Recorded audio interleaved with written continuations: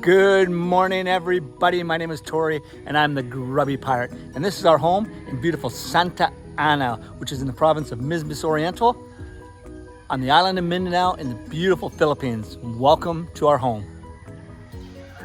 I would really like to thank you all for taking the time to check out our video.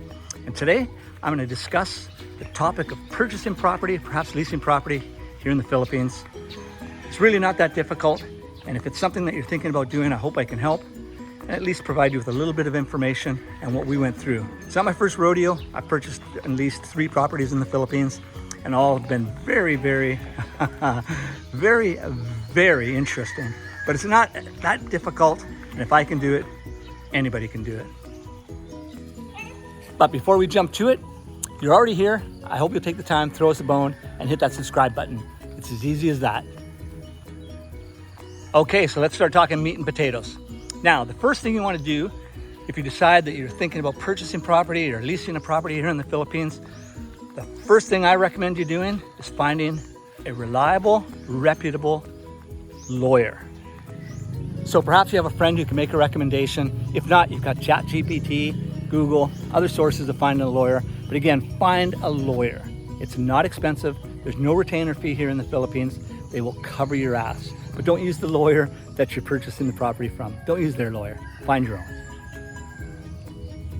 Okay, I'm going to plant my ass now in my favorite little lazy boy recliner, and we're going to talk property in the Philippines. Finally, we'll start talking about purchasing property, how to do it, what it will cost, and the benefits of purchasing over leasing. Yes, I already know foreigners cannot technically own land in the Philippines. If you didn't know that, well, it's true. A foreigner cannot technically own land in the Philippines, but our names can be on the title, and that definitely gives us certain legal rights, even in the Philippines. So get that lawyer. Now, having said that, and talking again about protecting your ass, you know what? Life in the Philippines changes really quickly. Governments change, people change, relationships change, and you need to be prepared for everything. And one of those things is you have to be prepared to walk away from it all. So before you start searching for property, again, don't come over here with a huge nest egg, your entire life savings, think you've found something, utopia. It is beautiful. You're gonna love it here. When you leave here, you're gonna have post-Philippine depression, okay? The place grows on you, it really does. But you don't wanna lose your shirt. So when you come over here, make sure you can walk away from it all and that it's not gonna affect you, okay? Don't come over here and spend your entire life savings on a property, on a house, on a love, or anything else. Make sure you can walk away from what you've spent and have it not affect you for the rest of your life, because it might. If you come over here, blow everything, things change, your relationship changes, what are you gonna go home with? What are you gonna go somewhere else with? Don't spend it all. Make a budget, stick to it, and don't go over it. You could be in a serious pile of hurt. Okay, finding a property, let's get at it. All right, well, you have to be boots on the ground. You can't be somewhere else looking online, taking recommendation of a friend or an acquaintance, or sitting on a Facebook market page and you see something. Usually those are all middlemen anyway. But get your boots on the ground, get your butts over here, find out whether you want to live in the province, which is unbelievable. I highly recommend it, but it's not for everybody. Or if you want to be in the city. If you're in the city, well, you're lucky, you might have a real estate agent. In the province, really almost not a chance of having a real estate agent. But how you're going to find that property is by having your boots on the ground, walking around. Let the property find you. Let something jump out and grab you by the nose, all right? Something you truly want, whether it's a house or whether it's raw property. If you see something you like, well, start talking to the neighbors. Start knocking on a door. Filipinos are friendly. They'll love to chat with you. And you know what? Just start talking. Ask them about the property. Ask them, is it perhaps for sale? Just start a dialogue. Get it going, but definitely have the boots on the ground. So now you've found a place that interests you. Well, again, start that dialogue. Start talking about pricing. Pricing is going to vary, whether you're in the city, whether you're in the country, what island you're on, what province you're in, what municipality, everything. There's so many variables. It's also going to depend on the person. Do they need to sell that property? Do they want to sell that property? Would they like the money? Well, that's something you got to find out, and that's only going to be found out by talking to the seller directly. So start the conversation. You know, if they're interested in that, well then, now it's time to start negotiating. And that's a lot of the fun. Okay, negotiation is again between you and the seller. You want to find out what they are asking. Okay, then spend some time looking around, talking with people, finding out if that's fair market value. Make sure you do that. Okay, if it's a little too high, well then you counter proposal. If it's low, woohoo! All right. If it's low, even make a lower offer. You know, that's where they're starting at. That's the ideal figure they want. Well, negotiate. Okay. Also, talk terms.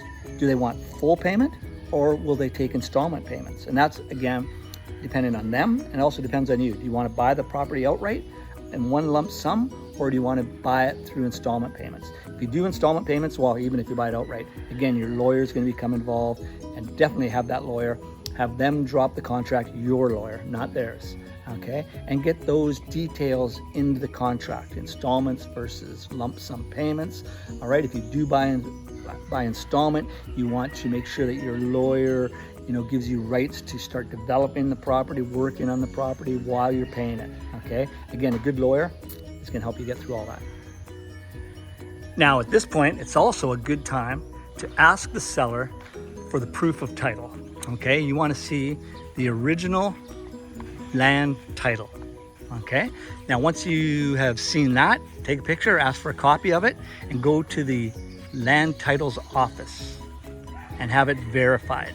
Check and make sure that the numbers all line up, the square meters all line up, the names on the title line up, and that it is registered property in the seller's name. Do not purchase property from anyone other than the seller, okay? You can be definitely taken advantage of. I'm not saying you will be, but you could be if you don't just simply do that. It takes a little bit of time. Land titles offices are not very fast, but again, they're not very expensive, and it's going to cover your derriere. So check that title. Make sure it all lines up, and if it does, well, you're off to the races. But be patient, okay? The wheels don't spin very fast in the Philippines, even in offices and land title offices, lawyer offices, everything. Be patient. Don't be in a rush. You're gonna make mistakes, and you're gonna be, you know, what happens when you make a mistake? Yeah, it can cost you. So just be patient. Take the time. Now you've got it all done. The land, you know, it found you. The title is proper and in place. The lawyer's taking care of it all. Well, it sounds like you got yourself a property. Congratulations. Have fun with it, and let me know what stage you're at right now, whether you've bought property, whether you've had nightmares, whatever has happened to you in the Philippines. Like I said, it's a place you just want to be prepared for. You want to be covered, get that lawyer, and then again, be prepared to lose it all. Don't spend that life savings, okay? Don't. I really, really don't like saying, told you so. That's pretty much it for today, folks. Again, you know what? It's a short video, but there's really not that much to it. You're purchasing property or leasing property. Well, we didn't talk about leasing property that much. Leasing versus owning. Well, leasing, again, have a lawyer, but leasing can definitely be an advantage. You can get 25-year leases in the Philippines with options of extending for another 25, blah, blah, blah, blah, blah. Your lawyer will explain all that to you. The nice thing about a lease is that, you know, you can do it if you're a single guy. I can come over here and don't need a wife, don't need a girlfriend, don't need anybody. I can find somebody that's, you know, willing to lease the property at a set price. Again, have a lawyer, do all the negotiating, have the lawyer draw everything up and get at it.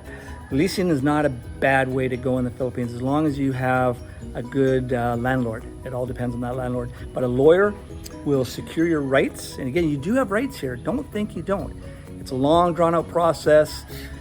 Usually a Filipino wins, but you do have legal rights over here. Like I said, my name is on the title. And what that means is that Apple Jane cannot sell the land without my signature. I can't sell it without hers.